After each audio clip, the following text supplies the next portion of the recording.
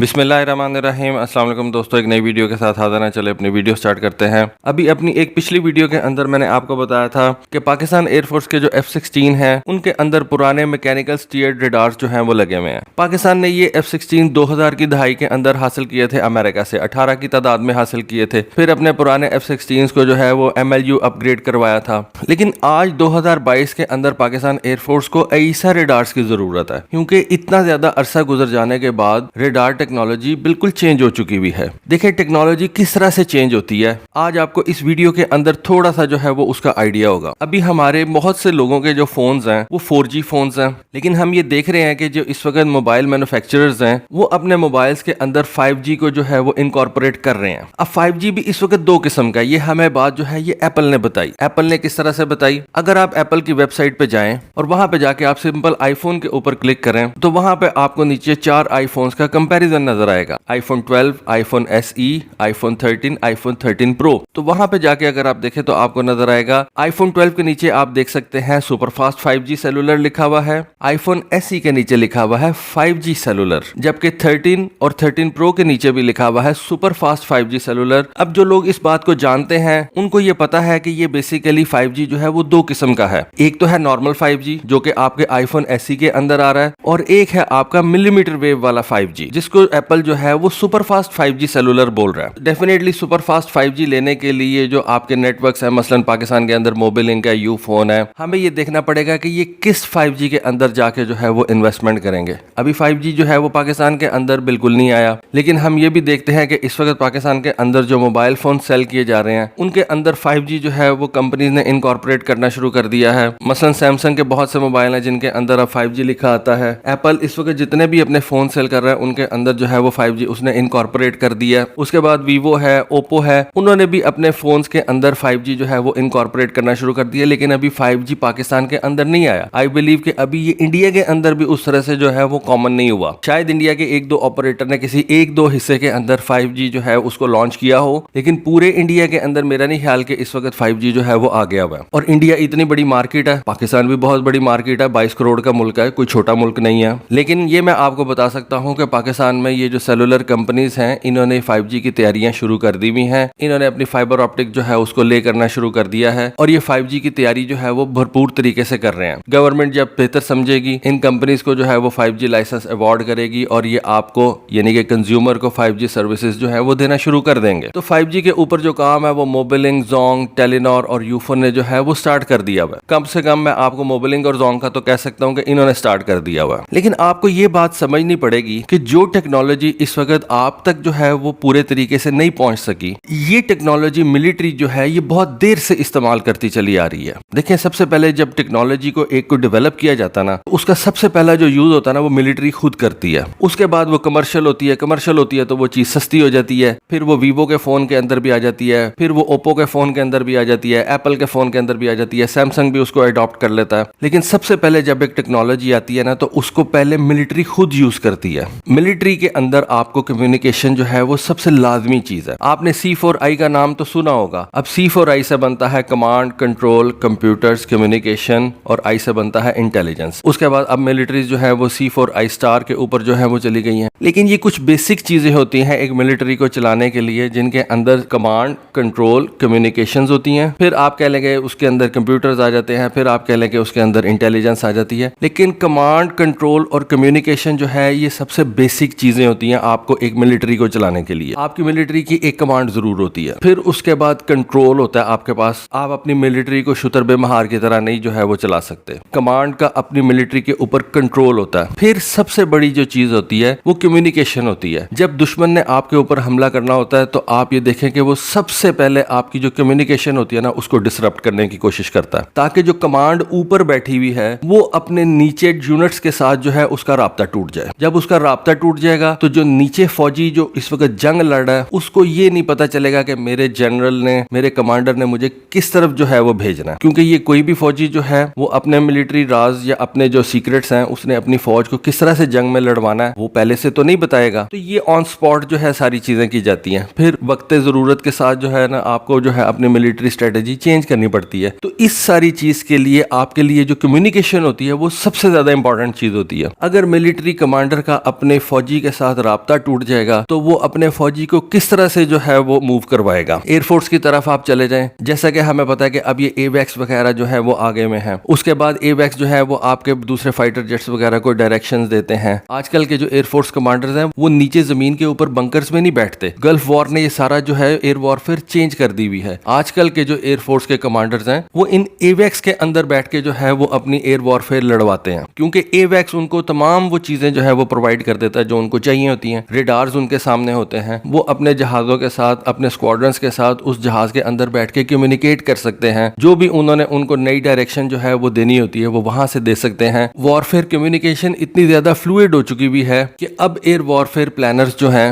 वो जमीन के ऊपर बंकर्स के अंदर जाके तो जंग नहीं लड़ते, वो खुद हवा के अंदर जाते हैं और वहां पे जाके अपने एयरफोर्स और अपने जो उनके फाइटर जेट्स होते हैं उनको डायरेक्शंस दे रहे होते हैं। तो कम्युनिकेशन जो है वो बहुत ज्यादा जरूरी होती है। सेम जो है वो आपकी नेवी के लिए भी है। आपका एक बैरी जहाज जो है वो कई कई महीने पानी के अंदर रह सकता है, तो आपने उसको अगर पानी के अंदर जंग लड़वानी है तो आपकी उस जहाज के साथ कम्युनिकेशन बहुत ज्यादा स्ट्रांग होनी चाहिए। आने वाले दिनों में हमें पता है कि ये जो नए लॉयल विंगमैन जो हैं वो आ रहे हैं, ये किस एक चीज के ऊपर काम करेंगे? ये सिर्फ और सिर्फ कम्युनिकेशन की बेस के ऊपर ये लॉयल विंगमैन जो है वो काम करेंगे। फाइटर पायलट जो है, जो कि एक मैन्ड फाइटर पायलट होगा, वो अनमैन्ड यूएवी को किस तरह से कंट्रोल करेगा? कम्युनिकेशन के जरिए से। तो ये जो 5G टेक्नोलॉजी है, ये जो मिलीमीटर वेव टेक्नोलॉजी है, ये सबसे पहले मिलिट्री ने यूज की थी। अब जाके ये आपके और मेरे मोबाइलों के अंदर आ रही है। पाकिस्तान में ये आ जाएगी। हो सकता है कि अगले 2023 के अंदर हमें 5G टेक्नोलॉजी अवेलेबल हो जाए। और पाकिस्तान में आपको पता है कि एक दफा जब एक चीज आ जाती है तो वो फिर पूरे पाकिस्तान में जल्दी से जो है वो फैल जाती है। जिस तरह से 3G आया, 4G आया, तो पहले तो ये बड़े शहरों के अंदर आएगी, कराची, लाहौर, इस्लामाबाद वगैरह, और उसके बाद ये छोटे छोटे शहरों के अंदर भी जल्दी से 6-7 महीने के अंदर फैल जाएगी। लेकिन मिलिट्रीज जो हैं वो इस 5G टेक्नोलॉजी को आज से काफी देर पहले से यूज कर रहे हैं, क्योंकि उनके पास पैसे की तो कमी नहीं होती। उसके बाद मैं आपको एक और मिसाल देता हूँ कि ये जो GPS टेक्नोलॉजी है जो आपके आज मोबाइल के अंदर है, जिसके जरिए से आप अपने ये गूगल मैप्स वगैरह देखते हैं, इतनी ज्यादा एप्लीकेशन अभी बिजनेसेस के अंदर आ गई हुई हैं जो कि इन गूगल मैप्स के ऊपर डिपेंडेंट हैं कि आप तसव्वुर नहीं कर सकते। तो ये जो GPS टेक्नोलॉजी थी ये तो बेसिकली सबसे पहले अमेरिकन मिलिट्री ने अपने लिए जो है वो डिजाइन की थी, लेकिन आज ये GPS टेक्नोलॉजी आपकी जेब के अंदर भी पड़ी हुई है। फिर जिस चीज को हम इंटरनेट बोलते हैं, ये सबसे पहले अमेरिकन जो डार्पा है उसने इसको डिजाइन किया था। तो ये जो मिलिट्रीज होती है ना, ये टेक्नोलॉजी को सबसे पहले अडेप्ट करती हैं, इस्तेमाल करती हैं, फिर ये कंज्यूमर्स के पास आती हैं। तो हम तो इस वक्त 5G की राह देख रहे हैं कि जी 2023 के अंदर पाकिस्तान में 5G आएगा, हम अपने मोबाइलों पे यूज करेंगे, हमारी जो वीडियो स्ट्रीमिंग है वो अच्छी हो जाएगी, जो हमारी कॉल कॉन्फ्रेंस है वो ज्यादा बेहतर हो जाएगी, लेटेंसी जो है उसको हम कम कर सकेंगे, जो हम अपनी गेम्स वगैरह खेलते हैं PUBG वगैरह, उसके ऊपर हमें पिंग का जो है वो मसला रहता है, लेटेंसी का मसला रहता है, तो वो जो मसले मसाइल है वो 5G बहुत हद तक सॉल्व कर देगा। लेकिन इस वक्त अमेरिकन गवर्नमेंट जो है, पेंटागन जो है, वो इन्वेस्ट कर रहा है 6G रिसर्च के अंदर। और इस वक्त अमेरिका के अंदर एक यूनिवर्सिटी है जो कि इस 6G के ऊपर काम कर रही है। उसने उसको नाम दिया हुआ है open 6G industry university corporative. American department of defence ने 2 अगस्त को इस open 6G industry university corporative को जो है $1.7 मिलियन दिए हैं कि